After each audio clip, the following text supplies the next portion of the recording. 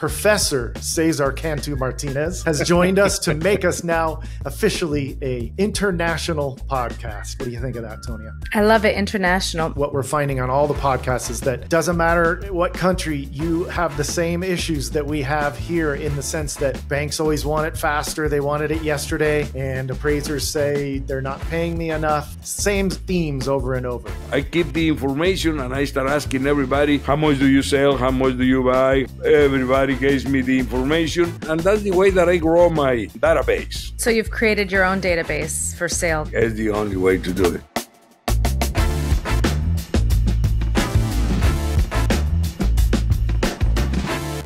Welcome to Face Value, a podcast from the Appraisal Institute. I'm Tonia Vailas. And I'm Warren Boizot, and we are your hosts of what is now the international podcast known as Face Value. Today's episode is, if you couldn't guess it, it's about international appraising. The idea for this episode came from my upcoming trip to Cancun, Mexico. When I was with Cesar at the last board meeting, he said, if you ever come to Mexico, give me a call and I'll meet you. So what better way to do a podcast than poolside in Mexico? However, logistics didn't work out. So we're here now virtually with Cesar and Warren, and we're here to talk about international appraising. Which I am very excited for, Tonia, because traveling is one of my favorite things to do, and Mexico being one of my favorite places to go. And recently went to Mexico City, which I loved. Can't wait to go back. But no matter where I am, one of my favorite things to do when I travel is find one of those little real estate offices that have all the pictures of the properties around the city that are available, and just looking at the prices. I think it's always fascinating to know what things are valued and priced in other countries. Our guest today, Mr. Cesar Cantu Martinez, has over 45 years of real estate valuation and consulting experience.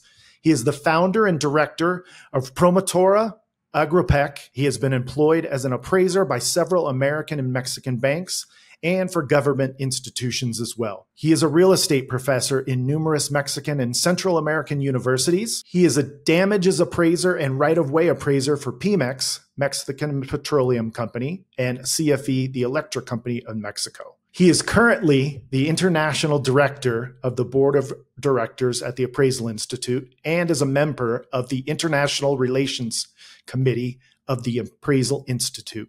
Anything I missed, Cesar? Everything is all right. You say right. Well, Warren, I think you might find it interesting. I met Cesar probably around 2010, 2011 at LDAC. Okay. And there was this man standing towards the wall with another gentleman and a lady to his side.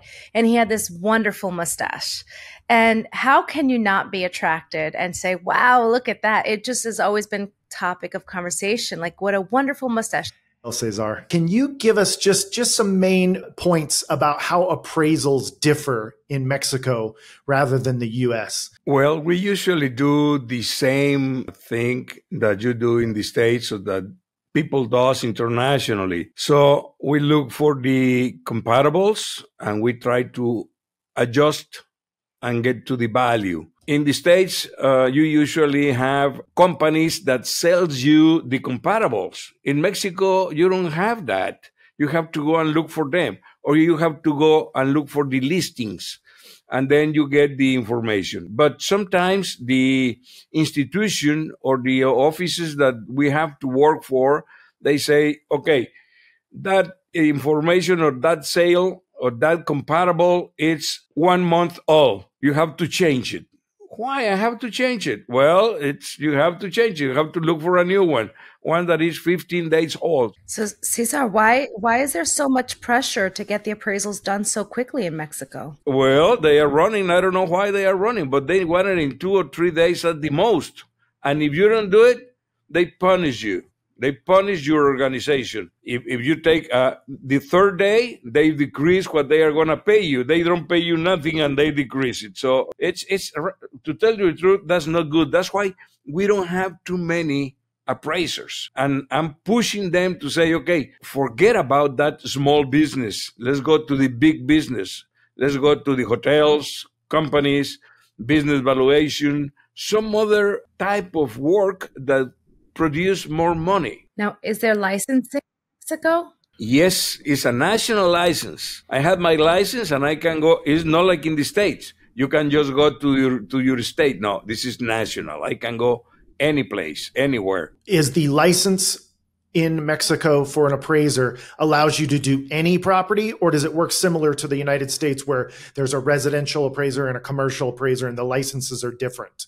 No, you can do all the residentials. We want, like I have 4 different categories. I have residentials, I have rurals, I have also special properties from the government that real right of way or petroleum or electricity and all those type of appraisers. But you have to they require 30 hours a year for each designation that you have in Mexico. Wait, 30 hours a year or every 2 years? A year. That's a lot. I have 4. I have to take 120 hours. Wow. And each one of those courses must have an exam. Carlos, he was working in Indabin, and he is the one that put that you take the course and take the exams.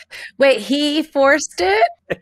Say, let's do it like the Appraisal Institute. Okay. So we have to take the exam, and we have to take the course and the exam. Cesar, I wanted to follow up on one other nuts and bolts detail of what you mentioned, because I know some of our residential listeners are going to want to know the distinction, and that we're not just talking a difference in terminology. When you said that your comps, you use listings.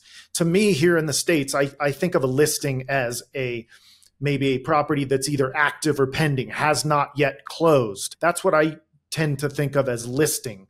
So you're saying to me that once it becomes closed, that's when the review appraiser comes along and says, no longer good, you need a new one? No.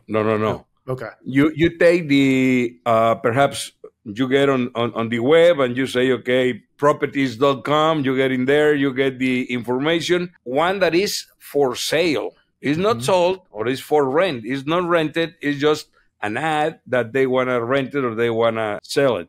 I get that information and I put it on my appraisal, and I have to put the link. So the reviewer gets in the link and say, hey, that's 3 months old. I don't want it, a new one. So that's the problem. I tried to develop about 8 or 9 years ago a company, and the idea was to have just sales. Okay, this property, we advertising so many days, and it was sold for so much money. So real sales. But it was terrific, the job and the work, and we couldn't do it. It was too much to put it together, and the people don't pay for that because they can get it from the website. And we don't require sales. We require listing from the newspaper. A listing is your market data. It's not that you have to get verified transactions. Nope. Oh my gosh. That's a headache. That's what I was thinking too. And they do the same thing with rural properties. They say rural property sells for so much money in some area.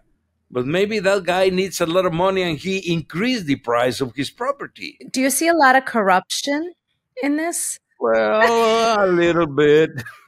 Were you thinking the same thing, Warren? Well, that's where my mind was going too. Well, this is not corruption because the appraiser doesn't get involved in that. But as you know, you always have a small percent up or down from your value.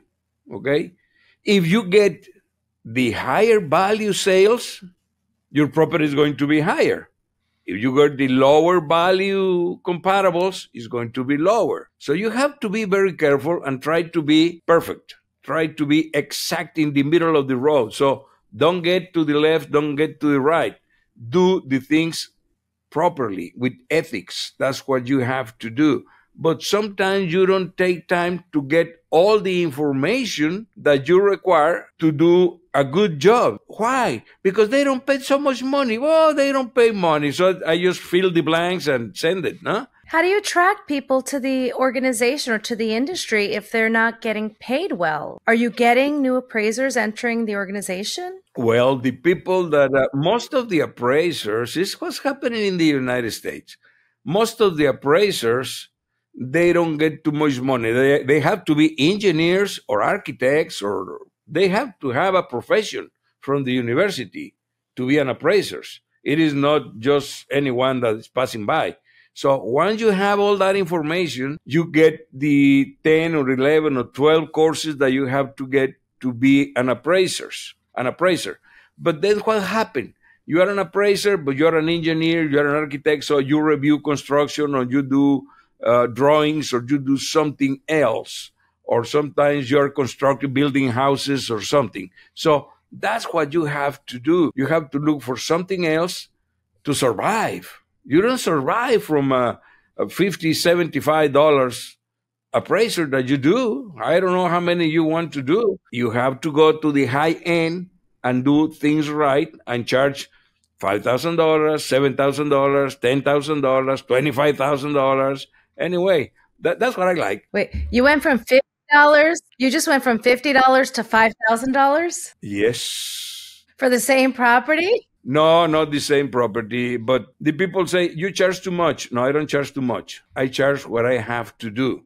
You want things right? I can do it right. And I can show it to you and I can send you all the information. But some other ones, they just pick the comparables and put it in there. And they have perhaps they have a lot of $20,000 properties, and they end up with the final $60,000 average. Why? Well, 1.2 for marketing, 1.2 for something, and 1.2 for something else. And they go to with a comparable of $20,000, they end up with a face value of $60,000. That's not comparable. Those were not comparables. But that's the way that some people is doing it. It takes too much time to look for comparables.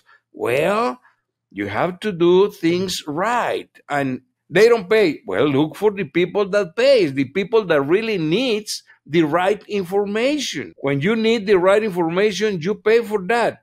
Cesar, prior to getting into appraisal, what did you get your degree in? Were you an architect, an engineer? What'd you do? Ingeniero agrónomo is animal husbandry in the United States.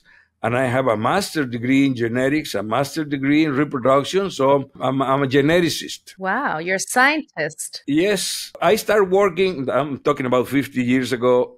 And a person say, hey, Cesar, what's the value of my ranch? Well, your ranch is worth so much money. I say, can you write an appraisal? What's an appraisal? Can you put it on writing? Yes, I can write a letter. No, not a letter. I need an appraisal. Okay. I went to my cousin and say, he was in the organization, and say, hey, I need an appraisal. Come to us. We can teach you and blah, blah, blah. Okay, perfect. So I start doing that. But to me, I have a lot of friends all over the nation with rural properties, and I have a lot of people that know, that give me the information. Like last night, a person called me and say, Cesar, in Yucatan, in Tizimin, I need the value because I'm appraising a property and I don't know how to get the comparables. Okay, let me make a phone call. So I called the people that work with agriculture and blah, blah, blah, and they gave me the information. So with that, I don't have any problem.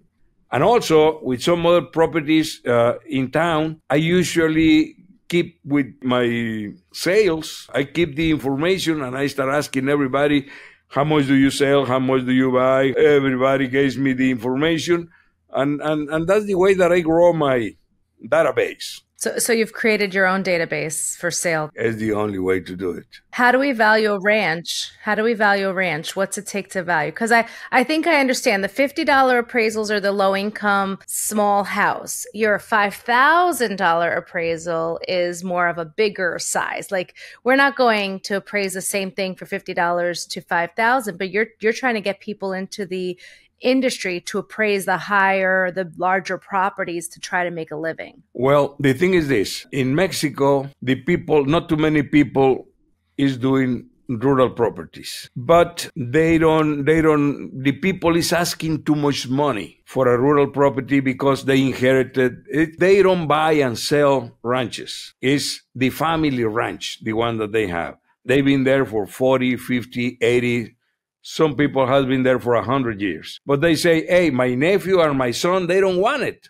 They want to work with an iPad in the office, air conditioned, and they don't want to go to the ranch. Okay, So I received a phone call a half an hour ago. I say, I want to sell it. When can we talk?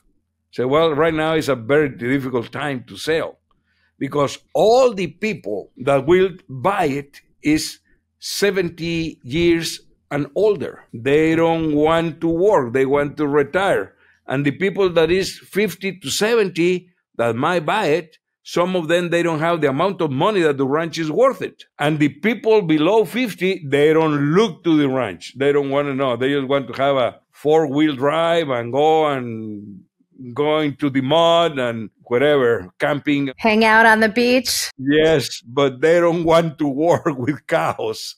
So it's a big problem. It's a big problem. So the idea is, okay, rent it. How much is worth? So much money? Rent it. Rent it to the people that might have enough money to buy the cows, but not the ranch. And right now they are paying 15 pesos per day per cow. 15 pesos is about 80 cents of a dollar. Whoa. Well, can Americans get involved in these ranches? Are we allowed to invest in them? Yes. The problem, I mean, they used to pay 60 cents. Right now, with this inflation that we have and all this deal, they went up to 80 cents. Wow. You just hit a topic of inflation. How is that affecting Mexico? Like interest rates in America are increasing and that we haven't seen a decline in interest rates for a couple years now. But how is Mexico dealing with this? The CDs pays you 11.5%. So it's double than the States. 11.5%. A lot of money from the States is here in Mexico making a good interest rate. But when they see that something is shaking, they take it and get it back in dollars. That's the problem is that the interest rate that you pay to rent a house or to buy a house with the interest rate for the bank is 16, 17, 18%. It's too much. It's too much. That's a lot. And the houses are expensive because construction went up to, from this last year to this year, it went up to 9 to 10%. So it's a big problem right now, at least in the area where I live, on the northern part of Mexico. Mm-hmm. Here we have German, French, Chinese, and all those people are getting in the northern states in Mexico. So everything went expensive. We have some Korean company that is making cars, and they brought 5,000 guys. Some Chinese, 11,000 guys from China. Wow. Can you imagine where are they going to live? So big houses, and the big boys of the companies, they live in the very expensive areas, and you see them shopping and all that. So it's increasing the amount of money rolling in these cities, and everything went high, very expensive. The food went double from December to now. In 6 months, double. So it's a tough deal. So I heard something about 99-year leases in Mexico. Can you tell us a little bit about that? It depends. Like I'm appraising right now a big department stores, but the leases are for 30 years, 40 years, and renewable, or they can buy it if they get to an agreement with two appraisers doing the same work to see if they have the same price or not. But 90 years or 99 years, that's for mining companies or something like that they rent the land and they deal with the government, but not on a private enterprises. Like I did the other day, some land they have in the school. Well, they have 3 properties owned by the same family. They built the schools, but they sold the school, but not the land. They sold the business, not the land. So I appraised those properties, that the land, only the land, but that's where you get to the bundle of rights. They want to have the highest value of that land because it's in a very top area, but you don't have the whole bundle of rights. You rent it for 60 years, renewable another 60 years. So you have just a small piece of your property. So we get to the lawyers and blah, blah, blah, because their appraisers inflate and increase the value of the land and appraise the land as empty. And it was not empty. It had a big contract. So the people doesn't know how to handle those things. So that's why we can do it, and those type of works, you can get a good return on your investment. Cesar, I think when our face value team put together questions, I think that 99-year lease topic came up because I was personally interested at one point in looking into buying property in Mexico. And as an American, I thought that I heard that we don't actually own the whole property. We lease it for 99 years, and that lease was not willable. So that has changed then for a residential property? It depends where is that property. If it is on the coast, you cannot do it. You have to do it through a bank. Gotcha. Fideicomiso. They develop a fideicomiso, and you own share of that fideicomiso that own your house. You don't own the house. Gotcha. You own the right to the bank, and that's the way that you can have it. Okay.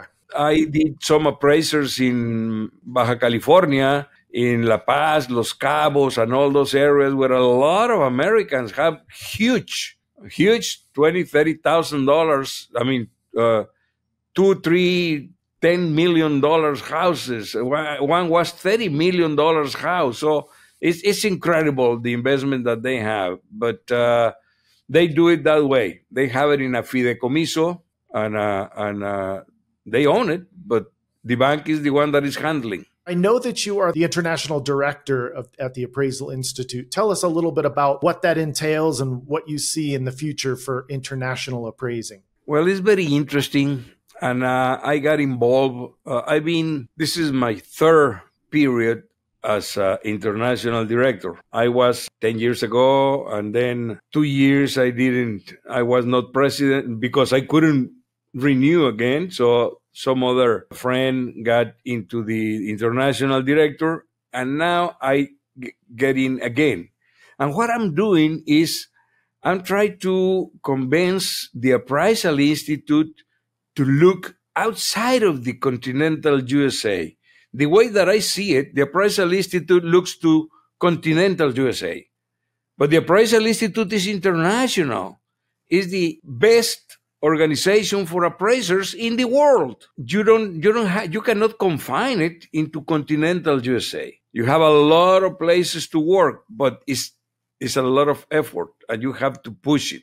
And that's what I'm doing right now with the Central and South American countries. We have 20 countries. I'm pushing that. But Cesar, what do you think about the annual conference coming to Central or South America? What do you think about that? That's a good idea. I told them we can have it. If we have the conference in Mexico City, it's terrific, and it is not that expensive. Hotels are about $150, $180, a good hotel. Or we can have it in Panama or whatever. We need to get our passports in order. The thing is that we can put a bunch of people from the Latin countries to get to know the Appraisal Institute. Yeah, I think that would be a great idea to get everyone together to try to share our body of knowledge and to educate.